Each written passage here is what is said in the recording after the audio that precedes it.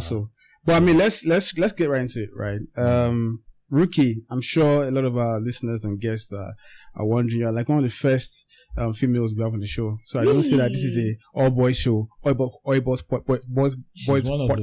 She's the first on camera. On camera. Okay, on camera. Yeah, that's true. On camera. Yeah, we're trying to push in that DEY inclusivity kind of stuff. Make the conversations more balanced, right? No. We're not doing DEI. I'm not doing DEI. Oh my god. Because you know this DEI. DEI is what's it called? Is a woke structure. So yeah, just have to put them there because they fulfill the quota. It makes it look good, they right? They fulfill the quota. I feel you. We're not trying to do that. Yeah. All right. Because she's good. She's good. She's a brand expert. She's good. Yeah. Because I've seen her profile. Yeah. So.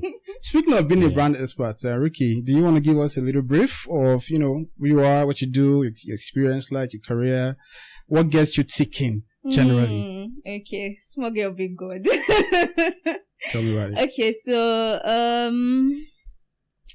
basically, I do everything that has to do with, content, social media, everything that has to just do, amplifying the awareness of a brand. So funny thing is that content wasn't something that I saw myself doing. Even though I just loved it personally, I never saw it as something that I would want to do as a job. I just loved it. I've always been a social person, somebody that, loves to take pictures, put it up online. But I never really saw content as something I wanted to, maybe this is my main source of income. Yeah. All I just wanted to do was to be, so funny thing. I wanted to be a presenter. I wanted to be a presenter because I love MTV base, Sound City type. Exactly. Yeah, those guys who were running the show back then on MTV Base and Sound City. We had Ehis, we had some really, really interesting guys back in the day. That's true. Yeah, Ehis was one of them, but now we don't really watch MTV Base and Channel O. Now everybody is able to on their own now. Yeah. So yes, I wanted to be a presenter, but I don't know, for some reason presenting, it wasn't really giving that much money. So somehow I found myself in writing, in content writing, and I loved it. I loved the fact that I was writing about lifestyle and all, and I think I started working with a TV station, although the presenting thing was still calling me, but writing seemed good. So I just stuck there until I think I finally now moved to a lifestyle magazine to be a lifestyle writer there.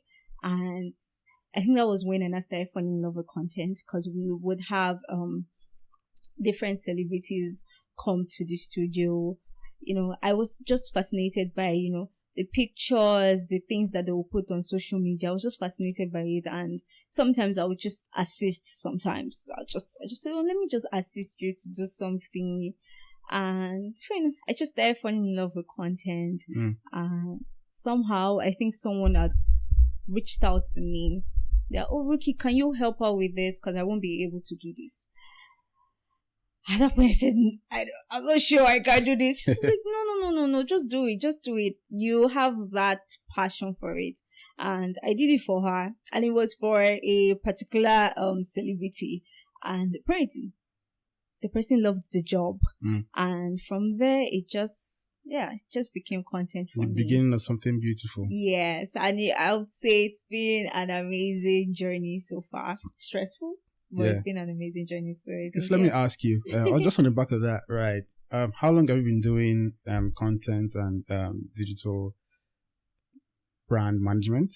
And what has been like the most challenging, or what is the most challenging aspect of your job, like on a day-to-day basis? Okay, so I started this whole content thing, that would be 2019 actually, during, I think, when COVID was coming. I think when COVID-19 came in 2020. Yes, 2020. So let me say I started like ending of 2019, ish. Going Yes. into 2020. Till 2020. And I think it really blossomed in 2020 because we had something that the company I was working with at that time, we had something that we wanted to do online, and I had an idea. I sold the idea to our editor, and so said, okay, fine, let's do it. You be the one to, run the event and everything. And yeah, so I'll say since, let's just say 2019 or 2020. Let's say 2020. So since 2020 till now, I've been in content. So 4 to 5 years ish. Yes. Yeah, and that's what's like paying your bills. Like that's what's paying actual the money. bills. It's not like smuggle a big gold. It's like no, this bringing in some moolah in the bank account and we good. Exactly, that's what is paying the bills. It's just yes. Yeah. I mean, so the challenges. Yes. So I think one of the most difficult thing is trying to sell your idea to clients. Because in as much as they say, oh, I know you're the content person, oh, do your thing, trust me, some people will tell you, I want it to be this way, can it be this way? And then you have an idea and you're like, you've paid me to do content for you, you've paid me to do this for you, trust me enough to deliver. And apart from that, I'm the content person. So I think the most challenging aspect is trying to just sell your idea, because you're not just going to say, oh, this is it, take, and some people will take it. They will not. They'll tell you, oh, I believe if we do this, this will be better. And in your mind, you're like, if you could do it, why did you do it yourself? Why did you employ me? Yeah. So I think it's really difficult trying to sell your idea. And to an extent,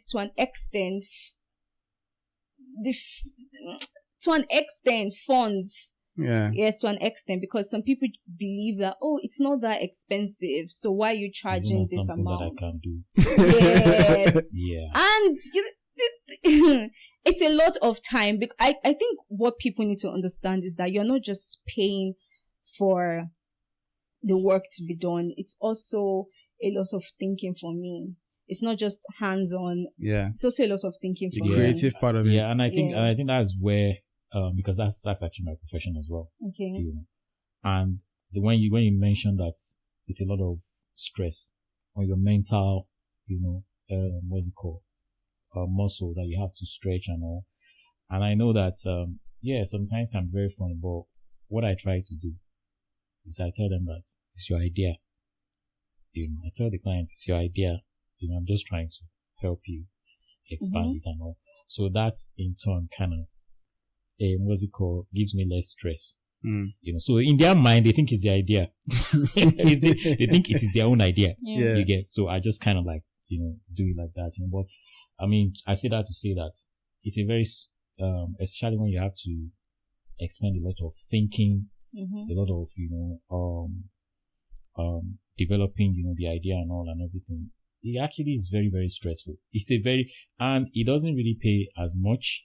They think that they are paying you. They can give you maybe 5 million, what have you, the business and all. They're not really paying you for what you're doing, because it takes a lot from you. You know? So, I mean, I give you credit, because I've seen some of your work. Yeah. And I mean, how about them clients that want to build like aeroplane, but they give like keke budget? Those are like the most interesting guys. Like, they need you to build an aeroplane, but the budget they're giving is like keke mara budget. Yeah. And they want to perform magic. And funny enough, they are the one that stress you the most. Yes, they stress you the most. Yeah. This guy like I actually had one call me. I mean, I think it was 2 weeks ago. He called me. His phone wasn't going through, and now rang him back. And he said, I saw some of your work. Like, I saw it in someone. And then the person gave me a number, and then he started talking. And I knew, like, this one. Once they start talking, you go, don't know, say this one. And I just told him, can you do it? Cross the road. Yeah, I just told him, can you just do a brief and send to me, so I know exactly what you want to do. And then we can now send you the costing and all. Call me again. Call me again. Guys, those are what they call time wasters. All the vendors, so not vendors, small business owners out there know these guys, like time wasters. They call you and they get you all hyped up with all these grand ideas. When now it's time to invoice, you will see, I'll get back to you. And they've taken like 2 hours of your time. All right, let's get into it. So the other question I want to ask is, so obviously I follow you on social media, right? You want to tell the guys what your handles are? your IG handles, TikTok handles? Oh, okay. So it is at black, that's BLAQ _ ROKO. Black Roko. Black Roko. Everywhere. Black Roko. So I follow you. Except Black LinkedIn, Roko. ROKO, you said. Yes. Black Roko. Yes. That's the Q, not CK. Yeah. It's the Q. Yes. Yeah. No. Except LinkedIn though, because LinkedIn, you know, LinkedIn is for keeping it professional. Exactly. Yeah, so and that's taking me to where I wanted to go to. So you're professional on LinkedIn. But when I see you on TikTok and Snapchat, right, it's giving, body vibes, right? So I want to ask you, like, do you consider yourself as a content body? Or strictly professional content babe? Like, I don't do the work. I'm not trying to be like some influencer type ish body. Well, I think I'm both. Okay. I think I'm both, but I would say more of a, let's say, content body more. Oh, really? Because even everybody that has worked with me will always tell you the same thing. Rookie is a bubbly person. Okay. Rookie is the person that will find fun in everything. So even my LinkedIn is not so professional like that, because that's not me. I'm not the type to wear shirt and skirts and, be all prim and proper. That's not me. So I'll say, but when it comes to work, I will work professionally with you. Give you, this is it, stick to it. But it's my personality, so you definitely feel the fun vibes with me. But, so I would say the two, but more of a content-free, spirited person. More. So, do you have ambitions to be an influencer anytime soon? If the opportunity arises? Well, if, the money is going to be good, who am I to say no? I think that's part of the job description.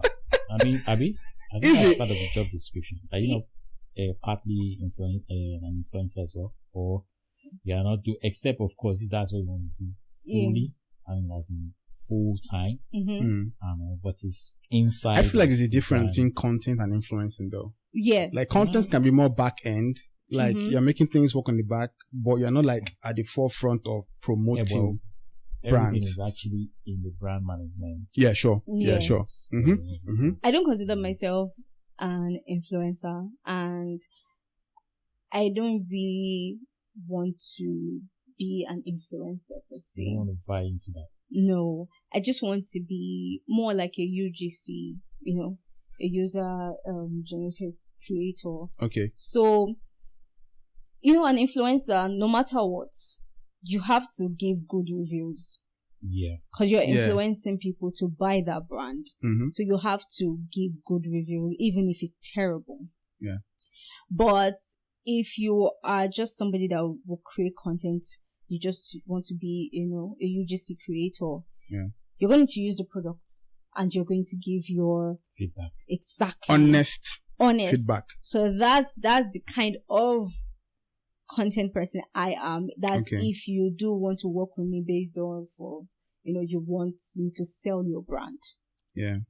Personally, just me using my normal day-to-day life to sell your brand. That's what so influencing is not really, influencing is more like, people showing their lifestyle. Influencing is somebody saying, a day in my life, so I wake up in the morning, brush my teeth. That's influencing because you're showing a lifestyle. So you see a lot of influencers, they're very out there. Yes. But me, I'm more of a back-end person, content person. Yeah. So I'd rather just create content for you, for your brand, to make your brand look good. If you want me to sell it, I'm going to give my honest review. If it's not good enough, I'll tell you it's not good enough. I can't, So that's just it for me. So I don't really influencing. Okay. And it's also time consuming. And you have to live up to the hype. like you're constantly under pressure to do something that makes people have to talk about you again. Because if they're not talking about you, like your market value drops. Exactly. So you have to be controversial. And that's why I asked you a question earlier about whether you consider yourself as a baddie or not. Because influencers have to be baddies, right? They have to do something crazy. Maybe get hooked up in some love triangle with some popular person, or just like what I heard recently. So Caramel Plug is in the news now because some lady called her out that she paid for accommodation in Canada for like 3 days. And she spent $1,600, and Caramel Plug was supposed to refund that money, and she didn't refund it. Instead, what she did was form vex with her, and then because they were fighting, she cut off communication. And the girl came up and like, "Madam, whether I'm fighting or not, you pay my money." And like that's been like what's been trending all morning now. And I feel like they have to do things like that because so that they stay constantly in the news and people keep hearing their names. If not, your market value as an influencer drops. But at what cost, right? Because again, for someone like me that have like shame, if someone is dragging me because of money, that I'm owing money, I feel that'll be disrupting my own reputation. But baddies don't care. Like for baddies, all publicity is good publicity. Is that something like you personally feel like, you know, whether they're dragging me for something bad or not, or whether I've done something good, as long as I'm being talked about, I'm meeting my own quota and I'm good. Do you feel like that's how you can roll? Well, I think, first off, I think people have turned this whole baddie thing into somebody that is, the way they changed Slay Queen. And, you know, when you call somebody a Slay Queen now, it's like, you know, this is people that, you know, roll with people in the upper echelon and do, and does God knows what to get there. You get, and I think that has also, you know, turned into baddie, to the name baddie. And the thing is that if you're a baddie, it means you're somebody that's doing great in what you're doing. You're doing amazingly well. You're killing it. Baddie. Exactly. But now people have turned baddie into one, you know. Baddie really. So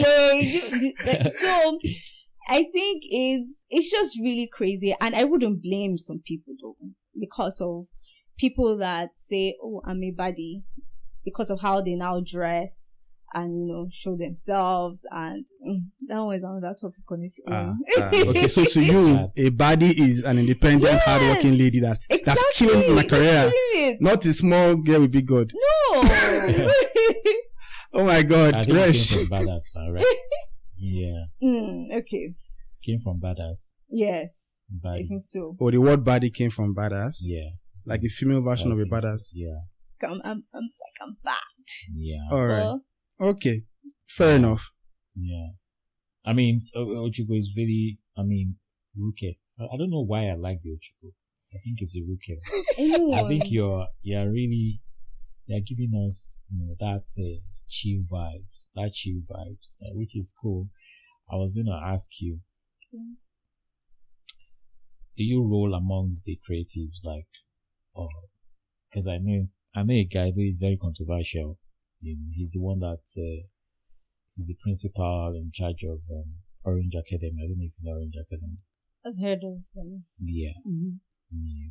I don't know. Do you roll around those guys? You know, honestly, I do not. I think what's going on here? What's the Orange Academy? I don't know what the Orange Academy is. I'm lost. Yeah. Honestly, I do not bother. It's a creative, yeah. Okay, I see you. Outfits. I'm not really in a lot of community like that. Yeah. Although I do just, I'm not familiar with a lot of them. Like, I don't have personal relationship with a whole lot of creators. Yeah. Just on social media, maybe, you know, comment section, just all, but I'm not really familiar personally with a lot of them. I think, I'm not really part of the whole content creator community. I just do my thing, do my work. One man mopo. Exactly. Just like me. Just like me. That's my girl. Yeah. Do my thing, do my work. Lone Island. That's it. And we good. Yeah, that's we cool. eating good. That's cool. So, that's good. All right. I was going to ask you, so, you know, there's this perception about, like, and I'm about to go a bit controversial here. So we're entering uncharted waters right now. there's controversy about like females who are like content creators, right? The assumption that they go through any length, just to be able to get a big break, right? Whether I get a big contract or a big job or, I'm going to ask you first of all, personally, have you ever been in a situation where you had to do something that you would rather not do, just to be able to get like a big gig? Okay. How was that experience like for you? How did you get about that? Honestly, I've heard stories, but personally, I've not been in any situation like that before. Never been in any situation like that. For real? For real. Never been in any situation like that. The space is actually very professional. The goal that is working for you is working. You want to keep it very professional. Very clean. That space is very professional. Yeah. Okay. That back end space, right? Yeah, it's very professional. If you want to keep it that way. Yeah. But then it also depends on what you are looking for. Because some just want that life. They want the ambition is they want to be up very, so they would kind of like do anything to get there. And there's a lot of stuff that happen in the back end. Yeah. There's a lot of stuff that happen in the back end. It can actually take you out of your range, and then you will not be the one to determine. Okay. I mean, that's why I kind of ask you if you know anything about that. The school that I spoke about. Orange. What do you know about the Orange Academy, Resh? Is there something we should know? Their principal is gay. Their principal is gay. He's not even in Nigeria. Okay. He's has a very controversial issue. Oh, I know Orange Academy. That Kenny Badmus. Yeah. Okay. Yeah. Okay. I know the Orange Academy. Yeah. Yeah, but what does that have to do with anything though? Yeah, but I mean, I'm saying, if you're in the creative, you know Orange Academy. Okay. Because they run a school, and copywriters always goes there to maybe do programs and stuff and all and everything. And I'm just asking gist around that space. Yeah. That's why I ask her if she knows. Okay. So you've never been in a position where you had to do anything compromising. Okay, fine, that's fair. Never. So I'll ask you, what's the dating scene like for a girl in media and content? Because what I hear is that there are a lot of crazy. That creative space is just so weird and crazy, like crazy guys in that space. Like, how do you go about dating? Have you had any like crazy experiences? Like, trying We personally do not date. Disclaimer. But date, creators, female creators, but do not date. Hold on here. We should date female content creators, but we should not date male content creators. What do you mean? So, the creative space is very small, and it's crazy. The creative space is crazy, and you would know because if you go for events, you'll see it's the creative space is very, very, very crazy, and especially here in Lagos, they tell you cannot find love in Lagos. Well, that's not true. That's not true. You can't find love in Lagos. Come from? Can we rewind? Let's go back to that statement. Yeah. Okay. Wherever did that come from? Who said that? What the fact that is it a thing in Lagos? Like you can't find love in Lagos. This is the first time I'm hearing that. Are you serious? Resh, I mean, rock. No, this is the first time I'm hearing that. No, I heard it's Abuja. You can't find love in Abuja. Well, Lagos, I don't know. It's everywhere. They say many are mad, few are roaming in Lagos. But you might be able to find love if you're lucky enough. But there's love. See, don't give up. There's love, Imagine you saying that, and I watch love. I read love of your poems, right? Like that's another thing Roko does. Like she does like love poems and all that stuff a lot. And your poems are so touchy, sentimental, and very like intimate. So you look like someone that loves love. So why do you think that there's no love in Lagos? Okay, so because I've heard stories, I have friends, and the stories. My ring keeps falling off. I'm going to take it off. Feel free. Yeah. Cannot destroy my seat. Okay, so I have friends, and the stories I hear, I don't know, but I've just personally I've never experienced any of these crazy things. Are you in love? Am I in love right now?